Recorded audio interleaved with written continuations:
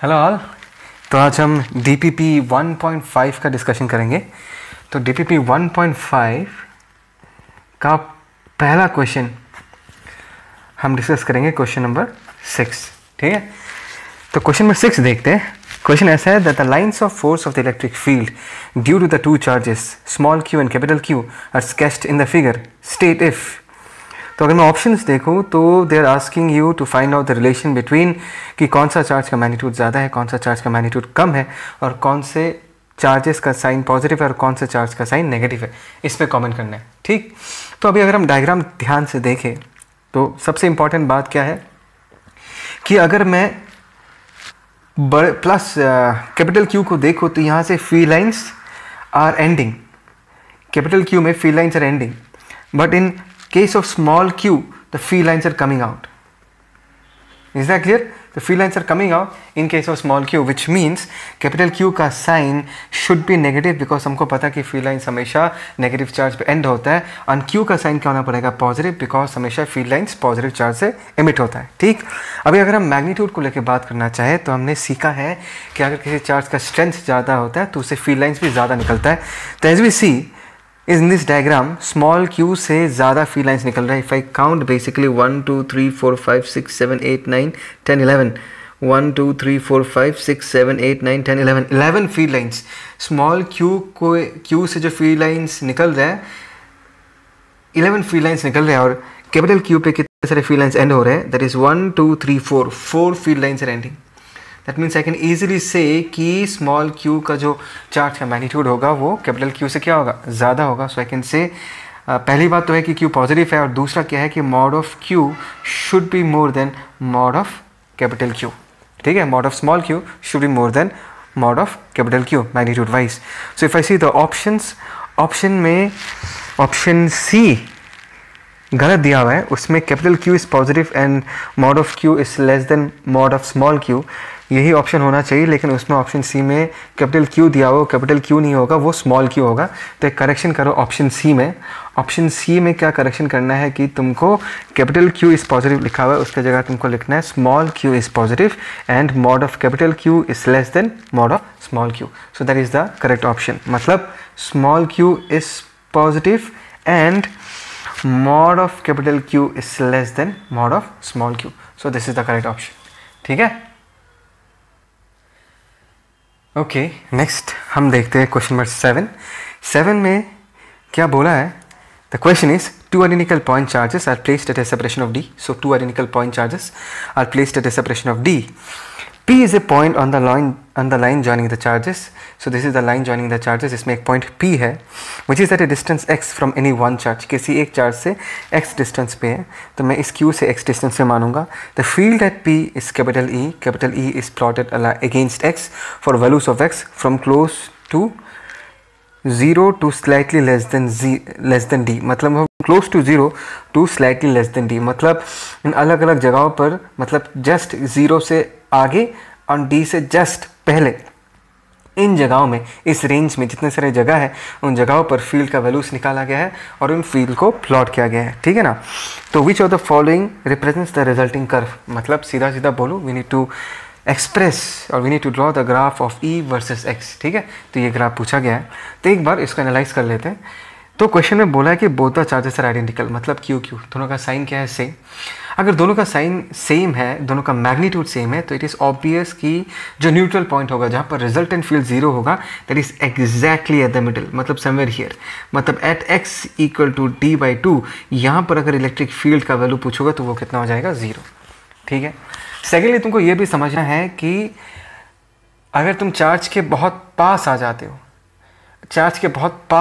Very very close to the charge, then the electric field will be tending to infinity, because electric field का formula हमने क्या सीखा था? kq/r²। So if r tends to 0 then electric field will be tending to infinity, right. So अगर मैं पूछूँ somewhere here and this point is very close to this Q, यहाँ पर जो रिजल्टेंट इलेक्ट्रिक फील्ड होगा उसका डायरेक्शन ये Q charge decide करेगा, because this is the dominating charge, इसी का ही इफेक्ट डोमिनेट करेगा इस रीजन में।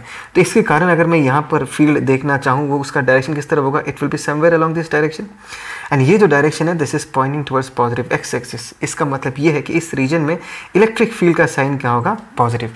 देखो मैं सिर्फ इस लोकेशन पे सिर्फ इस क्यू का फील्ड नहीं आएगा, इस क्यू का भी फील्ड आएगा, बट मैं ये कहना चाहता हूँ कि यहाँ पर जो रिजल्टेंट फील्ड का डायरेक्शन डिसाइड करने वाला होगा वो ये क्यू होगा, बिकॉज ये जो पॉइंट है this is located very close to this q. So this q will decide कि फाइनल रिजल्टेंट इलेक्ट्रिक फील्ड का डायरेक्शन किधर होगा, and it will be along this direction. तो इस यहाँ पर इसका साइन क्या हो जाएगा, पॉजिटिव। अभी अगर हम इस क्यू के पास आते हैं समवेयर हियर, यहाँ पर इलेक्ट्रिक फील्ड का डायरेक्शन किस तरफ होगा, मुझे पता है कि ये पॉइंट जो है इस क्यू के बहुत पास है, so this Q small Q will be the dominating charge, और इसके कारण जो रिजल्टेंट फील्ड बनेगा यहाँ पर it will have a direction along this direction. और यहाँ पर ये जो एरो साइन दिख रहा है this is actually pointing towards negative x axis, which means कि यहाँ पर इलेक्ट्रिक फील्ड का साइन क्या होगा, नेगेटिव। बात समझ में आ रहा है मैं क्या कह रहा हूँ, दैट मीन्स यहाँ से लेके यहाँ तक इलेक्ट्रिक फील्ड का साइन पॉजिटिव हो जाएगा। ये एक जगह होगा जहाँ पर इस क्यू और इस क्यू के कारण जो फील्ड आएगा they will basically cancel out each other, और ये जो जगह है यहाँ पर इलेक्ट्रिक फील्ड का साइन क्या होगा, नेगेटिव। सो अगर हम ग्राफ प्लॉट करना चाहें, लेट अस से अभी यहाँ पर let us say this is x equal to d/2, मुझे पता है कि यहाँ पर फील्ड 0 होगा, यहाँ पर एक क्यू चार्ज लोकेटेड है और यहाँ पर भी एक क्यू चार्ज लोकेटेड है, ठीक है। अभी अगर हम फील्ड का डायग्राम बनाना चाहें, मुझे पता है कि क्यू के सामने फील्ड कितना होगा, इनफाइनाइट, लेकिन उसका साइन क्या होगा, positive. So the graph has to start from somewhere here, मुझे पता है कि यहाँ पर फील्ड 0 हो जाएगा, और यहाँ पर somewhere here as close to this q मुझे पता है कि यहाँ पर भी इलेक्ट्रिक फील्ड का साइन कितना हो जाएगा, नेगेटिव होगा, ऑलरेडी हमने डिसाइड किया, और इसका मैग्नीट्यूड कितना होगा, ऑलमोस्ट टेंडिंग टू इन्फिनिटी। तो somewhere here so the graph will look something like this, ऐसा कुछ ग्राफ बनेगा, ठीक है ना। इस क्यू के सामने भी फील्ड इन्फिनिटी को टेंड करेगा, इस क्यू के सामने भी फील्ड क्या करेगा, इन्फिनिटी को टेंड करेगा, और x इक्वल टू d/t पे resultant field x equal to d/2 पे रिजल्टेंट फील्ड कितना हो जाएगा, 0। So if I see the options, the best possible option is option C, ठीक है ना। अगर मैं ऑप्शंस देखता हूँ तो best possible option is option C, लेकिन आंसर मेरे हिसाब से जो दिया वो गलत दिया हुआ है, तो उसको करेक्ट कर लेना, option C is the correct answer, ठीक है। आई होप सो तुमको समझ में आया ये क्वेश्चन। ओके चलो अभी हम नेक्स्ट क्वेश्चन नंबर 10 देखते हैं। क्वेश्चन नंबर 10 ये बोल रहा है कि there are 2 point charges +q and -2q are fixed on the x axis at positions a and 2a, ठीक है ना। तो जैसे कि तुमको दिख रहा होगा यहाँ पर +q and -2q are fixed at positions a and 2a from origin, तो ये हो गया हमारा origin respectively. At what positions on the axis the resultant on the axis the resultant electric field is 0। मतलब यहाँ पर पूछ रहा है कि x इस पर्टिकुलर x एक्सिस पे कहाँ पर रिजल्टेंट फील्ड 0 होगा, ठीक है। तो हमने क्या सीखा था, हमने ये सीखा था कि अगर पॉजिटिव चार्ज होता है नेगेटिव चार्ज होता है तो जो न्यूट्रल पॉइंट होगा वो कभी भी इन दोनों के बीच लाई नहीं कर सकता, बिकॉज यहाँ पर अगर फील्ड का डायरेक्शन निकालोगे समवेयर बिटवीन दिस 2 चार्जेस, दोनों इलेक्ट्रिक फील्ड का डायरेक्शन एक ही डायरेक्शन में आएगा और वो फील्ड कभी भी एक दूसरे को कैंसिल आउट नहीं करेगा। तो अगर किसी लोकेशन में फील्ड 0 होगा that will be either this side और this side, not in between. But इसमें भी हमने ये भी सीखा था कि जो न्यूट्रल पॉइंट होगा it has to lie closer to the smaller charge in magnitude and further away from the bigger charge. That means अगर न्यूट्रल पॉइंट लाई करेगा it has to lie closer to +q। खुद सोच के देखो ये +q का strength -2q के respect में ऑलरेडी कम है, तो अगर फील्ड को 0 होना है इसका मतलब है कि +q के लिए जितना फील्ड बन रहा है और -2q के लिए जितना फील्ड बन रहा है दोनों का मैग्नीट्यूड क्या होना पड़ेगा, सेम। तो अगर मैं पॉइंट को कहीं आसपास इस +q के आसपास चूज़ करूँ, इवन दो +q का मैग्नीट्यूड इसके रेस्पेक्ट में कम है, बट +q को डिस्टेंस का एडवांटेज मिलेगा because it is at lesser distance. So even though +q is less stronger, it can produce sufficiently strong field to cancel out the field produce by -2q।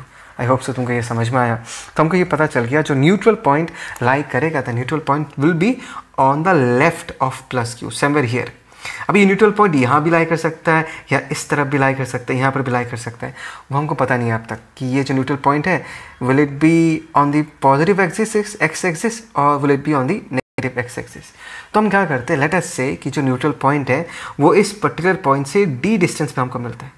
यहाँ से कितने distance पे, d distance पे, और d ख़त्म होने के बाद हम यहाँ पहुँचेंगे या यहाँ पहुँचेंगे वो अब तक क्लियर नहीं है, वो कैलकुलेट करने के बाद पता चलेगा। फिलहाल अपने दिमाग में ये सेट करके रखो, यहाँ से कितने डिस्टेंस पे, यहाँ से d डिस्टेंस पे, ठीक।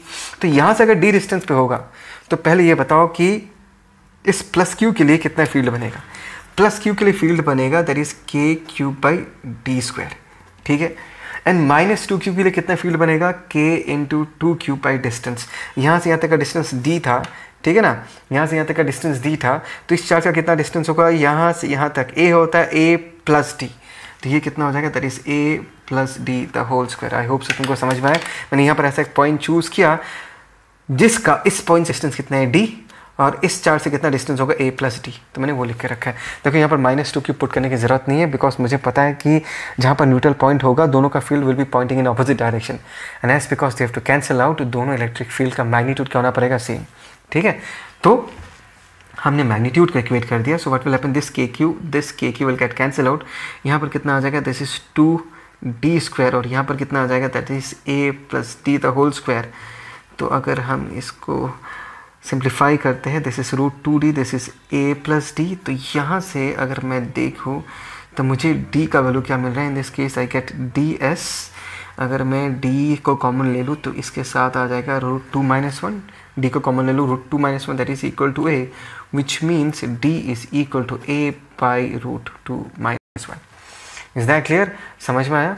अच्छा अभी एक बात देखो, a बाई √2 - 1, √2 हो तो 1.41 - 1 पॉइंट में आएगा नीचे डिनोमिनेटर, दैट मीन्स d का जो वैल्यू होगा वो a से क्या होगा, ज़्यादा होगा। फिर से कह रहा हूँ √2 - 1 ये पॉइंट में आएगा, दैट मीन्स डिनोमिनेटर पॉइंट में आ रहा है, दैट मीन्स d का वैल्यू जो होगा वो a से ज़्यादा होगा। d का वैल्यू अगर a से ज़्यादा है, d क्या था, d था इस पॉइंट से डिस्टेंस, अगर वो a से ज़्यादा है तो मैं कह सकता हूँ कि जो न्यूट्रल पॉइंट होगा वो it has to lie on the negative x axis somewhere here, ये होगा d, बिकॉज मुझे पता है कि ये डिस्टेंस कितना है a, और d का वैल्यू जो है वो a से ज़्यादा है, ठीक है ना। तो ये लेंथ कितना होगा वो निकाल लेते हैं, late us say this is a, ठीक है ना। तो OA का वैल्यू निकाल लेते हैं, OA का वैल्यू कितना होगा। So OA in this case is equal to, OA in this case is equal to d minus a। So d minus से अगर मैं करता हूँ, d की जगह क्या लिख देंगे हम, a √2 - 1 माइनस a, ठीक है ना। तो ये फाइनली कितना आ जाएगा, चलो देखते हैं। a अगर हम कॉमन ले लेते हैं तो नीचे क्या बचेगा, दैट इज √2 - 1, और ऊपर आ जाएगा 1 माइनस √2 प्लस 1। तो ये कितना हो जाएगा, that is a 2 minus √2 divided by √2 - 1। ऊपर से अगर √2 कॉमन ले लूँगा तो ऊपर क्या बचेगा, ऊपर यहाँ पर अगर √2 कॉमन ले लेता हूँ ऊपर से तो बचेगा √2 - 1, नीचे भी √2 - 1, दे विल कैंसिल आउट। तो फाइनली जो OA का लेंथ आता है, OA का जो लेंथ आता है वो आता है a √2, ठीक है ना। अभी अगर मुझे इस पॉइंट का कोऑर्डिनेट बताना है, इस पॉइंट का कोऑर्डिनेट कितना होगा, मुझे पता चल गया कि ये लेंथ है a √2, तो इस पॉइंट का जो x कोऑर्डिनेट होगा, वो होगा minus a √2, because it is lying on the negative x axis. I hope so तुमको ये समझ आया, ठीक है। ओके फाइन, नाउ नेक्स्ट बारी आता है क्वेश्चन नंबर 12 का। 12 ये कहता है कि an electron falls through a small distance, मैंने माना d डिस्टेंस, वो गिरता है in a uniform electric field, field is uniform. E का वैल्यू कितना दिया हुआ है, 2 × 10⁴ न्यूटन पर कोलम, मतलब E का जो वैल्यू दिया हुआ है दैट इज 2 × 10⁴ न्यूटन पर कोलम, ठीक है ना। The direction of the field is reversed, keeping the magnitude unchanged। अभी हमने फील्ड के डायरेक्शन को क्या कर दिया, रिवर्स कर दिया, पहले ऊपर था अभी नीचे कर दिया हमने। An a proton falls through the same distance, फिर से रिपीट कर रहा हूँ, an electron falls through a small distance in uniform electric field. तो इलेक्ट्रॉन को अगर हम रिलीज करेंगे इलेक्ट्रिक फील्ड में, तो इलेक्ट्रिक फील्ड अगर ऊपर की तरफ है तो इलेक्ट्रॉन पे फोर्स लगेगा नीचे की तरफ, तो electron will be coming in the downward direction and it will be accelerated because it is experiencing a force equal to what, small d into capital E। अभी अगर हम इस फील्ड के डायरेक्शन को रिवर्स कर देते हैं और प्रोटॉन को छोड़ते हैं, क्या लिखा है यहाँ पर, the magnitude the field is reverse keeping the magnitude unchanged and a proton falls through the same distance. हमने फील्ड को रिवर्स कर दिया, प्रोटॉन भी उसी डिस्टेंस को कवर करके नीचे आता है। प्रोटॉन पे एज बिकॉज हमने फील्ड रिवर्स कर दिया, फोर्स इस केस में भी नीचे ही लगेगा और उतना ही फोर्स लगेगा, बिकॉज दोनों केसेस में चार्ज का मैग्नीट्यूड कितना है, सेम। तो पूछा है कि the time of fall will be same in both the cases, option A, more in the case of an electron, option B, more in the case of a proton, option C, and option D is independent of charge. Let's see, ठीक है ना। तो मैं जब मुझे इन दोनों situation को analyse करना है, मैं कोई एक जनरल चार्ज ले लेता हूँ क्यू चार्ज, और क्यू चार्ज पे कितना फोर्स लग रहा है क्यू ई, ठीक है ना। तो हमने माना कि हमारे पास एक क्यू चार्ज है, ठीक है, और उस पर फोर्स कितना लग रहा है q E, and it has to fall down a distance of d. ये मैंने एक जनरल सिचुएशन मान लिया। तो अगर मैं इस पार्टिकल का एक्सेलरेशन लिखना चाहूँ, इस पार्टिकल का एक्सेलरेशन कितना होगा q E by m, where m is the mass of the particle. And this is a case of uniform acceleration because QE, that is the force acting, is constant. So this is a case of uniform acceleration, which means I can use the formula s equal to ut plus half at square. Is that clear? तो अगर मैं इस formula को use करता हूँ, that is displacement along y direction, इस direction को हमने y माना, that is uy into t plus half ay into t square. ये फॉर्मूला हम यूज़ कर सकते हैं. So displacement along y direction हम क्या लिख सकते हैं, माइनस डी, ठीक है ना, initial velocity of the charge, because यहाँ पर क्वेश्चन में मैंशनड है कि इलेक्ट्रॉन फॉल्स, मतलब इनिशियल वेलोसिटी कितना होगा, इसकी इनिशियल वेलोसिटी 0 मानते हैं हम, तो 0 into t plus half, acceleration की जगह हम क्या लिख सकते हैं, minus q E by m. Confuse मत होना, because acceleration is a vector quantity and in this case it is pointing in the downward direction, तो इसका साइन हमको माइनस पुट करना पड़ेगा इंटू टी स्क्वायर. हमने डिस्प्लेसमेंट माइनस क्यों put किया, because the particle in this case is displacing in the downward direction, and downward direction में अगर कोई वेक्टर पॉइंट कर रहा होगा उसका साइन नेगेटिव ही होना पड़ेगा, राइट. तो इसको अगर हम सॉल्व करते हैं तो क्या मिलेगा, ध्यान से देखते हैं, माइनस माइनस कैंसल आउट हो जाएगा. So this is d, that is equal to q E by twice m, q E by twice m into t square, which means t की जगह हम लोग क्या लिख सकते हैं, that is twice m d by q E, इसका root over. तो ध्यान से देखो यहाँ पर टाइम जो है that is inversely directly proportional to root over of m. Time जो है that is directly proportional to root over of m. तो ये तो हमने एक जनरल केस के लिए डिस्कस किया. इसका मतलब ये है कि जिसका मास ज़्यादा होगा उसका टाइम भी क्या होगा, ज़्यादा होगा. अभी एक बात बताओ कि इलेक्ट्रॉन एंड प्रोटॉन में से किसका मास ज़्यादा होता है. डेफिनेटली प्रोटॉन का मास ज़्यादा होता है. Is that clear. अगर प्रोटॉन का मास ज़्यादा है तो प्रोटॉन को वही डी डिस्टेंस कवर करने में ज़्यादा टाइम लगेगा. आई होप सो तुमको समझ में आ रहा है. एज बिकॉज प्रोटॉन का मास ज़्यादा है तो प्रोटॉन को डी डिस्टेंस कवर करने में ज़्यादा टाइम लगेगा, ठीक है. तो इसका आंसर क्या है, 12 का सी दिया हुआ है, more in the case of proton. So इसका जो आंसर होगा that is option C, more in the case of proton. I hope so तुमको ये समझ आया, ठीक है. ओके, चलो अभी हम नेक्स्ट क्वेश्चन नंबर 13 देखते हैं. There is a uniform electric field of strength 10 to the power 3 volt per meter along the y-axis. तो y-axis के along एक uniform field है 10 to the power 3 volt per meter along y-axis. A body of mass 1 gram, a body of mass 1 gram and charge q equal to 10 to the power minus 6 coulomb is projected into the field from the origin along the positive x-axis. तो origin से एक particle को 10 metre per second से x-axis की तरफ project किया गया है. Its speed in metre per second after 10 seconds, मतलब 10 सेकेंड के बाद इसका स्पीड कितना है वो पूछा गया है. और एक इंपॉर्टेंट चीज़ लिखा गया है कि ग्रेविटेशन को कंसिडर करने की जरूरत नहीं. So there is no M G in this picture, ठीक है. So there is no M G in this picture. तो ध्यान से देखो,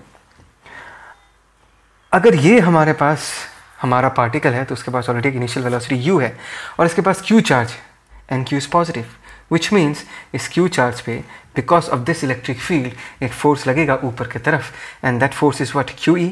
तो इस तरफ एक्सेलरेशन कितना होगा QE by m. So this particular particle is experiencing acceleration only along the y direction. There is no acceleration along x direction. X direction का motion is uniform motion and y direction का motion is uniformly accelerated motion. Now do you remember such a case जहाँ पर ऐसा ही कुछ होता है, कुछ याद आ रहा है, याद आना चाहिए. It is just like projectile motion. Projectile motion में क्या होता था, एक्स डायरेक्शन का मोशन हमेशा एक यूनिफॉर्म मोशन होता था, वेलोसिटी हमेशा कांस्टेंट रहता था, लेकिन वाई डायरेक्शन में क्या आ जाता था, एम जी आ जाता था, एक external force, and y direction के मोशन को हम एक्सीलरेटेड मोशन कहते थे. ये वैसा ही है, सिर्फ एम जी वर्टिकली डाउनवर्ड्स होता था, यहाँ पर एम जी तो है नहीं, बेसिकली जो एक्सीलरेशन है that is in the upward direction. That means the particle is basically going to follow a parabolic path, something like this. Because of this acceleration, ध्यान से समझना, इस पार्टिकल के पास इनिशियली कोई वेलोसिटी नहीं है, बट एज बिकॉज इस direction में एक्सेलरेशन है तो इस डायरेक्शन में धीरे धीरे वेलोसिटी गेन होना चालू होगा. धीरे धीरे ये वेलोसिटी u तो u रहेगा, लेकिन धीरे धीरे ये वाला कंपोनेंट जो y वाला कंपोनेंट है वो स्ट्रॉन्गर होते जाएगा. It will keep on increasing. बात समझ में आ रहा है? So as a whole the particle will be moving up and the path followed by this particle will be a parabolic path. तो पूछा है कि गया है कि 10 सेकंड के बाद इस पार्टिकल का वेलोसिटी कितना होगा। तो खुद सोच के देखो, ये वेलोसिटी तो कभी चेंज नहीं होने वाला। तो हमको ये निकालना है कि वाई डायरेक्शन में इस पार्टिकल का इनिशियल वेलोसिटी 0 था। तो फाइनली 10 सेकेंड्स के बाद, लेट अस से आफ्टर 10 सेकेंड्स, इस तरफ जो वेलोसिटी बनेगा, वाई डायरेक्शन की तरफ जो वेलोसिटी बनेगा वो कितना है वो निकालना है। So let us use the formula v equal to u plus a t, because acceleration देखो it's constant, and we can use the formula v equal to u plus at, and let us find out the velocity along y direction after 10 seconds. So the formula is vy is equal to uy plus ay into t. ठीक है ना? The final velocity along y direction is vy. Initial velocity along y direction is 0 plus acceleration की जगह हम लोग क्या लिख देंगे, that is qe by m, and time की जगह हम लोग t पुट कर देते हैं। अगर सारा वैल्यूज पुट करोगे तो इसका आंसर आता है 10 मीटर पर सेकेंड। ठीक है ना? दैट मीन्स फाइनली 10 सेकंड के बाद ये वाला वेलोसिटी कितना हो जाता है, 0 से ग्रो करके 10 मीटर पर सेकंड हो जाता है। और ये वाला वेलोसिटी तो हमेशा 10 मीटर पर सेकंड ही रहता है। मतलब x component of velocity is never going to change, which means if I need to write the velocity vector, I can say the velocity vector after 10 seconds is 10 I cap, this is I cap, plus 10 j cap. I hope so तुमको समझ में आ रहा है। तो अभी अगर magnitude पूछा गया, जो ऑप्शंस देख के यही समझ में आ रहा है कि they are asking you the magnitude, तो मॉड ऑफ वी वेक्टर, ये रिजल्टेंट है, रिजल्टेंट वेलोसिटी वो कितना होगा, root over of that is 10 square plus 10 square that is root 2 into 10 metre per second. I hope so तुमको ये समझ में आ रहा है। Is that clear? So this is how you find this out. This is just a projectile motion. I hope so you have enjoyed this problem. ठीक है? Okay, आगे बढ़ते हैं। फाइन, तो लेट्स सी क्वेश्चन नंबर 14।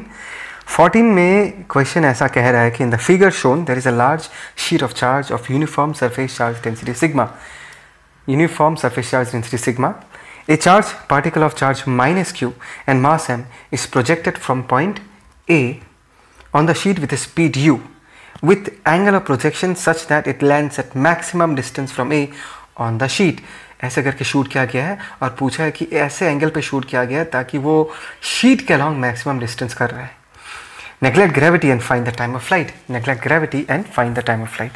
तो you need to understand कि अगर मैं इस u को दो, अच्छा सबसे इंपॉर्टेंट बात यहाँ पर पूछा डिस्टेंस मैक्सिमम है, और अगर ये चार्ज पार्टिकल मूव करेगा तो चार्ज पार्टिकल पे जो फोर्स लगेगा, this sheet will be attracting the charge particle, और उस पर फोर्स क्या लगेगा, QE। S because this is very large sheet, इसको हम इनफाइनाइट शीट मानेंगे। मतलब जो इलेक्ट्रिक फील्ड का वैल्यू होगा वो कांस्टेंट होगा, मतलब इस पे जो फोर्स लग रहा है वो भी कांस्टेंट होगा। फोर्स कांस्टेंट है, दैट मीन्स एक्सेलरेशन कांस्टेंट है। This is a case of uniformly accelerated motion along y direction. This is a pure case of projectile motion. Normally हमने mg सीखा था, mg के केस में सीखा था कि mg अर्थ के केस में ये वाला फोर्स mg रिप्लेस कर देता था, बट अभी mg की जगह कौन है, QE है। बट जो एनालिसिस है that will stay exactly same जैसे हमने प्रोजेक्टाइल मोशन में किया था। ठीक है ना? और मुझे पता है कि रेंज मैक्सिमम होने के लिए एंगल कितना होना पड़ता है, 45 डिग्री। दैट मीन्स u का एक कॉम्पोनेंट इस तरफ आएगा, that is u cos 45, that is u by root 2, और u का दूसरा कॉम्पोनेंट इस तरफ आएगा, that will be equal to u by root 2, u sin 45। ठीक है? और यहाँ पर पूछा है कि find the time of flight. Time of flight का फॉर्मूला क्या है, t equal to 2 times of u perpendicular by g। u perpendicular मतलब I am talking about the vertical component.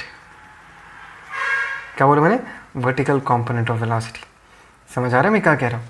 तो अगर मैं इस फॉर्मूला को यूज़ करूँ t equal to 2 times of u perpendicular, उसके जगह हम क्या पुट कर देंगे, vertical component of initial velocity that is u by root 2 divided by g। अच्छा, g हम लोग अर्थ के प्रोजेक्टाइल मोशन के केस में डिस्कस करते थे, पर g बेसिकली क्या रिप्रेजेंट करता है, ये बेसिकली इफेक्टिव एक्सीलरेशन रिप्रेजेंट करता है। ठीक है ना? ये इफेक्टिव एक्सीलरेशन रिप्रेजेंट करता है, और हमारे इस कहानी में फोर्स अगर QE है तो वर्टिकल डायरेक्शन में एक्सीलरेशन होगा वो क्या होगा, QE बाई m। मतलब हमारे g की जगह कौन सा एक्सीलरेशन आ जाएगा, QE बाई m आ जाएगा। सो इन दिस केस अगर एक्सीलरेशन हम QE बाई m पुट कर देते हैं तो फाइनली हमको एक्सप्रेशन क्या मिलेगा वो देखते हैं। तरह से रूट 2, यहाँ पर एक रूट 2 बच जाएगा, दिस इज रूट 2u। ध्यान से देखना, यहाँ पर हमने q लिख दिया, m ऊपर चला जाएगा, और E की जगह हम लोग क्या लिख सकते हैं, E is the electric field. और एक इनफाइनाइट शीट ऑफ चार्ज के लिए जो इलेक्ट्रिक फील्ड होता है that is sigma by twice epsilon not. तो हम लिखते हैं सिग्मा बाई ऊपर क्या आ जाएगा, twice epsilon not. Is that clear? तो फाइनली हमारे पास क्या एक्सप्रेशन आ रहा है? फाइनली हमारे पास जो एक्सप्रेशन आ रहा है that is 2√2 mu epsilon naught divided by sigma q. So this is the time period. ठीक है, ये बेसिकली प्रोजेक्टाइल मोशन का ही प्रॉब्लम है, सिर्फ हम उसको इलेक्ट्रोस्टैट्स में यूज़ कर रहे हैं प्रोजेक्टाइल के लॉजिक को. ठीक है, आई होप सो. इसका जो आंसर है क्वेश्चन नंबर 14 का आंसर है A, right? Option A is the correct answer. It's a very nice problem. I hope so तुमको समझ में आया. This is a multiple concept problem. हमने क्लास 11 में ये सारे कंसेप्ट्स को सीखा था और आज हमने फिर से इलेक्ट्रोस्टैट्स में इसको यूज़ किया. ठीक है, so this concludes the discussion of DPP. If you need anything else please comment. I will get back to you. I will give you the solution of that. ठीक है, सो लेट्स क्लोज इट.